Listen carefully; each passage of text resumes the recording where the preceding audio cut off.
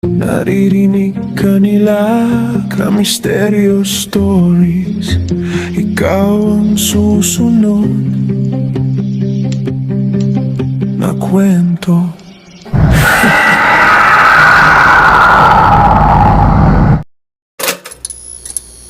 Magandang araw po sa inyo, Sir Kamisteryo, at sa magiliw na manonood ng inyong horror channel. Nais ko lamang po na ibahagi ang naging karanasan ng ate ko. Tubong Mindanao po kami, at isa po kaming katutubo sa lugar po namin, Sir Kamisteryo, dito sa Lake Cebu, South Cotabato. Pero di ko na po babanggitin dito kung saan mismo doon. Para sa privacy na lamang po naming mga katutubo iyon. Maagang nakapag-asawa ang ate ko, kahit wala pa siya sa tatamang edad ng pag-asawa. Itago na lang natin siya sa pangalang Jera. Nabuntis po siya sa edad na 15 anyos. At dito niya naranasan yung pangyayari sa buhay niya na malamang ay hindi niya makakalimutan. Pangatlo nga po pala ako sa aming 10 magkakapatid at close ako sa ate ko. Nung 1 buwan pa lamang ng tiyan niya ay maayos naman at normal naman ang bawat araw at gabi sa aming kapaligiran. Walang mga kung ano-anong mga naririnig sa gabi. Sabi ko nga po ay nasa Mindanao kami at sa bandang medyo bulubundukin kami nung panahon na iyon. Itong asawa ng ate ko, that time ay lasinggero. Kaya walang matinong oras ang uwi nito. Kinsa man gyud ang nay high school experience nga dili malimtan. Ako tumura ta sa school dance. Kinsa diay ang nakalimot sa school play, ikaw ra ba dong? Grabe kayo, wa jud ko kalimot sa storya ni teacher. Mas madalas ay gabi na o inaabot na nga ng madaling araw. Kaya yung ate ko, lagi na lang mag-isa sa bahay. Nakabukod na kasi sila ng ate ko. Ako naman ay papasyal-pasyal na lamang sa kanila kapag wala akong klase. Madalas ay Sabado o Linggo. Yung lugar namin doon sa Mindanao ay katulad din ng ibang mga probinsya na magkakalayo ang mga bahay na kung minsan ay ang kapitbahay mo nasa kabilang bundok pa at yun na yung pinakamalapit mong kapitbahay. Malayo din kami sa kalsada. Sa bukid kasi sila ate, samantalang kami naman ay sa bandang kabayanan. Kaya nga, kung minsan ay nakakatamaran ko na rin ang pagbisita sa kanya dahil sa layo nga nila sa amin. Si ate naman ay hindi matatakutin. Kahit na madalas ay mag-isa lamang ito. Nalilibang din siguro dahil sa dami ng alagang manok. May 3 din silang kabayo. May baka, baboy at kalabaw na pagmamayari ng side ng napangasawa niya na naging kanila na ding pagmamayari. Kung wala ako at wala din ang asawa niya ay may nakakasama naman ito. Walang iba kundi ang kanilang aso. Pero nandoon lamang din ito sa nakabukod na kulungan ng mga hayop. Noong tumungtong na nga ng ika-3 buwan ng pagbubuntis ng ate ay dito na rin nagsimula yung mga hindi pangkaraniwang pangyayari sa kanya. Nagising daw po siya na madilim na, gabi na pala at nakatulog pala siya sa kwadrahan. Kaya dali-dali siyang nagpasya na umuwi na sa kanilang bahay, di kalayuan sa kwadra.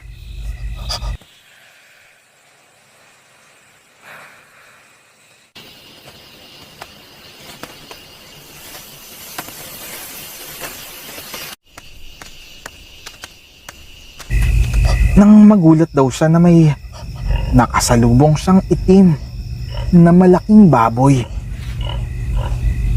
Nagtaka siya dahil walang may nag-aalaga ng itim na baboy sa lugar nila. Mistulang nakatanghod lamang ito sa kanya at wala namang imik. Kaya't nilagpasan na lamang niya ito at ipinagkibit balikat na lamang. Gayong di naman din ito baboy ramo na mabangis. Sumagi rin naman sa isip niya na Baka ito na yung mga sabi-sabi ng mga matatanda at kwento sa amin noon na pag may buntis, inaaswang at minsan ay nagbabalat kayo pa itong hayop. Pero di kasi paniwalain ng ate ko sa mga ganon kaya di din siya natakot at normal lang ang naging kilos nito. Pagdating sa bahay ay gumawi muna ito sa kinaroroonan ng palikuran. Tinawag daw siya ng kalikasan at kinailangan gumamit ng palikuran. Nang may narinig daw si ate na mistulang batang umaatungal nang iyak sa paligid. Kaya nagmadali daw si ate na makapasok na agad ng bahay at di na nakagamit ng palikuran para umihi sana. Dahil naman sa ingay na nilikha ni ate, sa pagmamadaling pumasok sa bahay, nagising ang natutulog nitong asawa at nagalit pa nga dahil naistorbo ito sa kanyang Istorbo pagtulog. mo talagang babae ka! Alam mo naman siguro na may natutulog! Ang ingay mo! Ang tahimik dito nung wala ka. Ngayon uuwi ka pagbubukas lang ng pinto, di ka pa makadahan-dahan. Muli naman itong bumalik sa pagtulog. Napansin daw ni ate na parang lumalakas yung kung ano mang umiiyak na yun sa bahay nila. Kaya naisipan nito na ilawan yung silong mula sa kinaroroonan niya.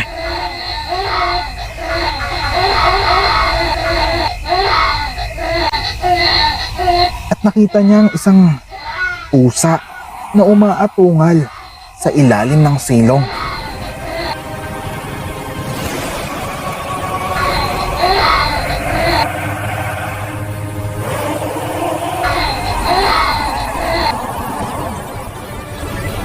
Muli daw nitong ginising ang asawa niya. Ngunit deadman na lamang ito sa kanya. Sakto naman po kamisteryo na nung oras na iyon ay naisipan naman ni Papa na dalawin si ate. Dahil para umanong may bumabagabag kay Papa. At kating-kati ito na puntahan ng ate ko ng mga oras na iyon. Pagdating naman ni Papa ay saktong kita naman niya sa malaking pusa na papaalis mula sa bahay nila ate. Nadatnan nito na umiiyak si ate dahil sa sakit ng tiyan nito. Buti at talagang pinuntahan ni Papa si ate kasi di rin talaga gumigising yung asawa niya. Ano na Kahit anong nangyari gising sa'yo, ang Jera? gawin pa ni ate. Bakit di ka man lang inaasikaso ng asawa mo? Lalaki, mamatay na sakit yan, nasa mo dito ang himbing mo pa rin dyan. Pag di ka bumangon dyan ay gagawin ko permanente kang tulog. Opo, master. Ay tatay, ito gising na po ako. Ano pa ang hinintay mo dyan? Kumuha ka ng kabayong masasakyan natin. Bilisan mo! Anak, saglit na lang at dadaling ka namin sa manggagamot. Pagdating nila sa albularyo, ay agad na hinawakan nito si ate sa ulo. At agad-agad nito na nasabing inaaswang na daw umano si ate. Nako, inaaswang po itong Kaya anak nyo. laking gulat umano nila Papa dahil sa mga narinig nila. At agad na kinumusta ang dinadala ni ate kung nasa maayos naman ba ito. Kamusta yung bata? Nasa maayos naman daw nakalagayan ng bata. At kamuntikan nga lang na madali nung kung anumang uri ng aswang ang pumupuntirya kay ate.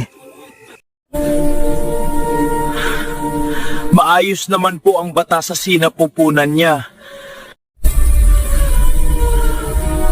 Huwag na lang po muna sa nangiiwan siya na mag-isa lalo at pagsasapit ng gabi. Umaaligid-ligid pa rin ang mga aswang kanya kahit hanggang sa ngayon.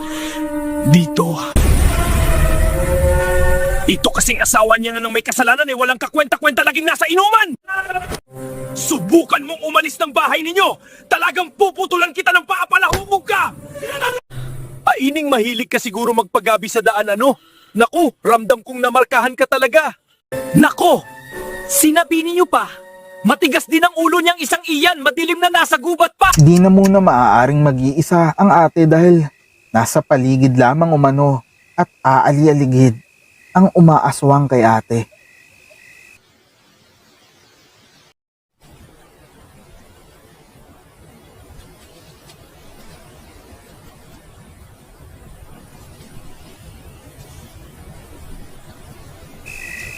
Kinabukasan ng umagay, doon pa lamang umuwi sila ate.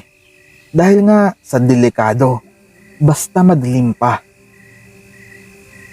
Naghiwalay na sila papa at ate at umuwi na sa kani-kanilang mga bahay. Dahil may mga kanya-kanyang gawain at trabaho pa din kasi ang bawat isa, maliban na lamang kay ate. Vacation na, wala nang pasukan. Si tatay mo ang susundo sa'yo mamaya. Pero Lola, ayoko umuwi kung di ka Sa sasama. pagkakatanda ko po ay Magbabakasyon na, nasa grade wala 2 nang pa lamang ako ng mga Si panahon na tatay iyon. mo susundo sa'yo At mamaya. kung hindi ako nagkakamali, nasa year 2014 ito nangyari. 8 taon ako that time. At may kapatid pa kami ni ate na nakababata bukod sa amin. Ito ay panahon na ng bakasyon, kung saan doon ako sa mga lola ko pagka nag-aaral. Dahil di hamak na mas malapit ang paaralan kina lola Tara na, kesa sa uwi na bahay tayo. namin. Tara na, uuwi na tayo. Nagmamadali din ako dahil may trabaho pa ko, anak. Dediretso na kita kay Ate Jera ha, dahil kailangan niya na laging may kasama doon. Sinundo na ako ni Papa dahil wala na rin namang pasok that time. Para naman may makasama daw si ate sa farm pag wala si kuya, yung asawa niya. Ayoko po talaga sana kasi nga bakasyon na eh. At wala akong makakalaro doon. Bakit kasi nag-asakawa ng maaga yan eh? Tatapos ako gagawin utusan niya. Wala kang galang na bata! Nakakatanda ang kapatid mo yun! Kailan ka pa naging bastos? Nakatikim nga ako ng isang mainit na sampal mula kay Papa.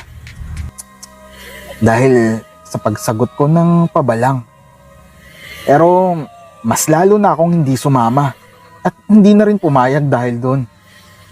Lingid sa kaalaman ko eh, nasa kapahamakan na pala si ate nung mga panahon na iyon. 6 months na sa pagkakataon na ito ang tiyan ni ate. Nung mga panahon na ito eh, napilitan na talaga ako na pumunta kina ate. Kahit sabihin ko kasing bukas na lang dahil kauuwi ko lang galing kina lola. Eh, di na ako nakapalag nang sabihin ni Papa na ngayon na niya ako mismo ihahatid papunta kina ate. Miss ko na din naman siya eh, kaya okay na din. Kinagabihan ay nandun na nga ako kina ate.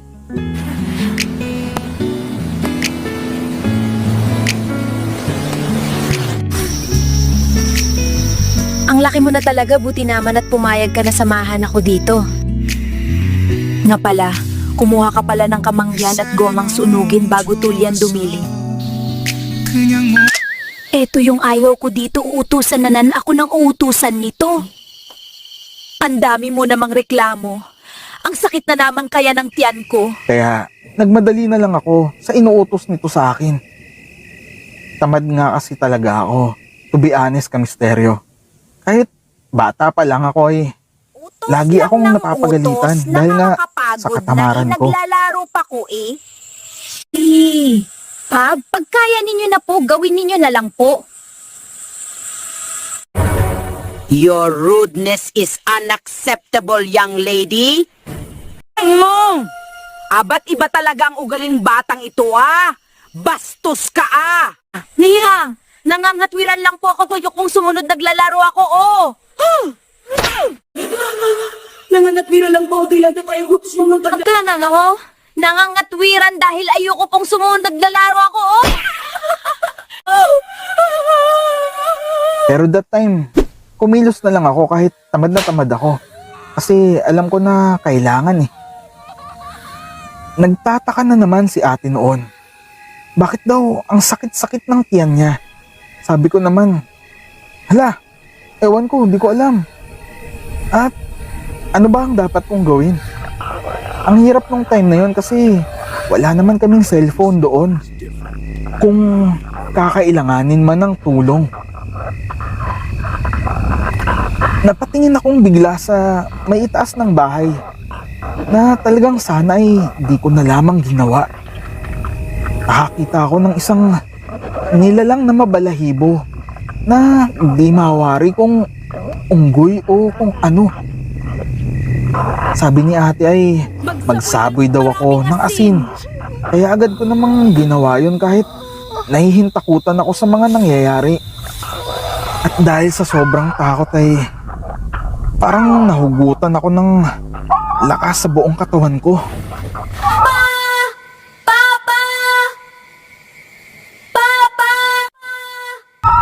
Pero buong lakas akong sumigaw para baka sakaling nasa paligid lang si tatay. Eh, marinig kami o ng kahit sino man at respondihan kami. Nakalimot sa graduation day. Paano ba naman nasa barkada na naman itong asawa ng ate ko. Kinsa man At gyud ang tumatagay na naman sila doon. Parang di kayo naliligo. Ayan pa rin yung mga damit mo. Sobrang sakit na nga daw talaga ng tiyan ng ate ko noon. Nagpa-flashlight na lamang ako sa malayo habang sumisigaw ng papa.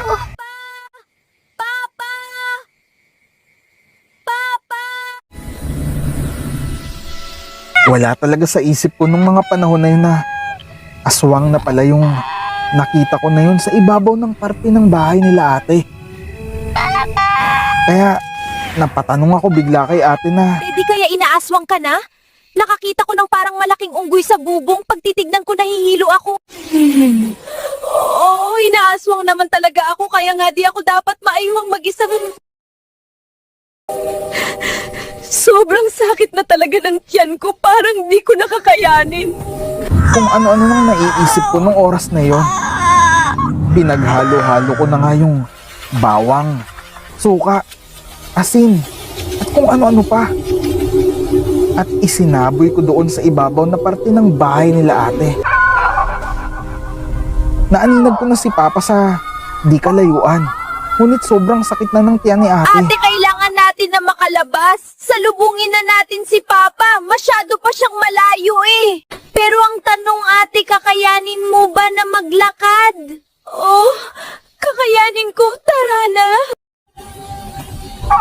Lalong mukhang nagagalit yung aswang na nasa bubong dahil siguro alam na nito na aalis kami ni ate. Naisakatuparan naman namin ng makaalis ng bahay gamit ang kabayo. Ngunit dinudugo na noon si ate. At sinabihan din ako ni ate na huwag masyadong pabilisin ang kabayo dahil naaapektuhan ang dinadala niya. Maya-maya pa ay may naaninag kami na tila ba may mabilis na nauuna sa amin. At napansin ng ate ko na parang manong wala nang gumagalaw sa tiyan niya. Natakot ako noon. Pero sabi ko, kailangan naming makalayo at madala na siya sa albularyo. Kaya sabi ko sa kanya tuloy lang dahil para sa bata ka ako. Nakasalubong na namin si Papa at kasama na namin sa pagpunta sa albularyo. At nang andun na nga kami, ay isang masamang balita ang nalaman namin. Wala na daw ang bata. Patay na sa loob. Kaya siguro sobrang sakit na ng tiyan ng ate. Iyak na kami ng iyak noon. Nanganak si ate pero wala nang buhay ang bata. Walang kwenta kasi ang asawa na lagi na lang nasa barkada para uminom.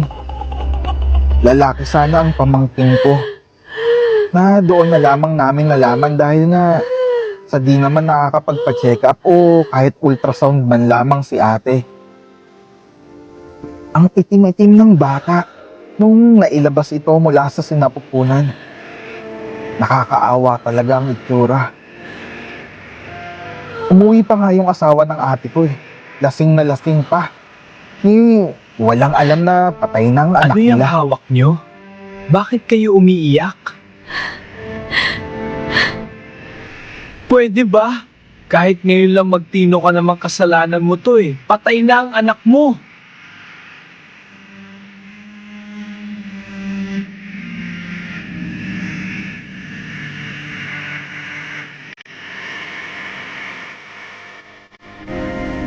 Nung gabi pa lang na yun, kamisteryo ay nakasagupa si Papa sa iba.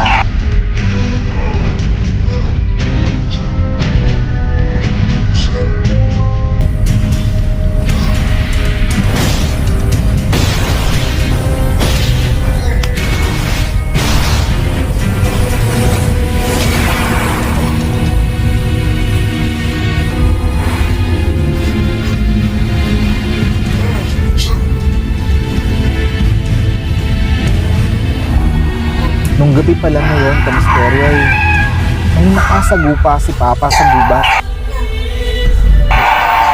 Kaya, nang makita niya ang kapitbahay namin na may sugat na sariwang-sariwa pa at sugat ng pagkakataga sa mukha at sa likod nito na parehas ng sa nakasagupa niya kagabi na aswang, ay sa galit nga ni Papa, tinaga niya ulit ito. Walang yakap. Pero nakatakbo ito. Etong sa'yo! Hindi siya magkakamali dahil sa tindi ng mga sugat nito eh. Aswang ka! Pinatay mo Sobrang ang apo ko! bilis at liksi pa rin Hahanapin na kita, pakukulungin ko ulo ko nakatakas sa ito. kanya! Siguro, magpasa hanggang ngayon ay buhay pa rin ang walang awang nilalang ng dilim na iyon.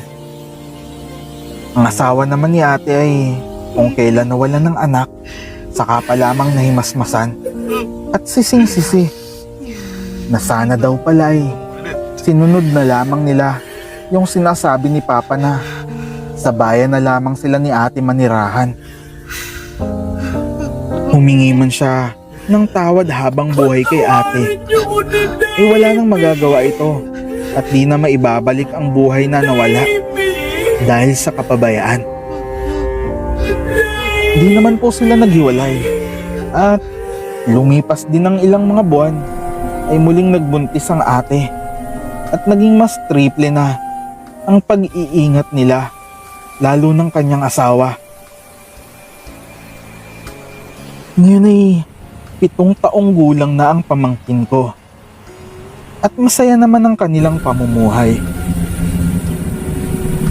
Rest in peace po pala dun sa una kong pamangkin na nawala dahil sa kapabayaan at dahil dun sa kampon ng dilim na yon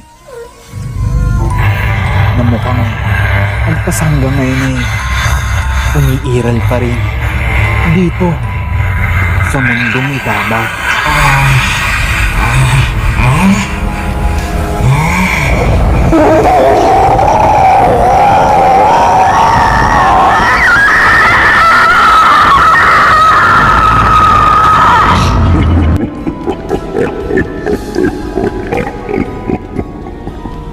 And thank you for watching.